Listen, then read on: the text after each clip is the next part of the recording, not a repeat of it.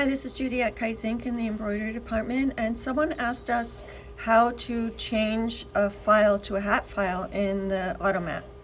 So here we have a file, and let's say that we wanted this to be a cap file. It should be digitized to be a cap file. You shouldn't just use any file for that. So if you have a file that's digitized for a hat and you want to set it up for caps on your Automat, you're just going to hit your cap shortcut here. And what that's going to do is flip your design upside down.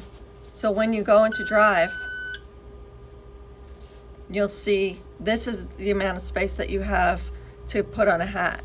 And you just adjust this.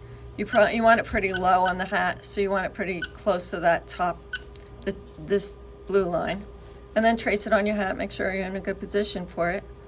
But that's the only difference, is hitting that cap button. And that should be pre-set up for you by Barudan. Thanks for watching.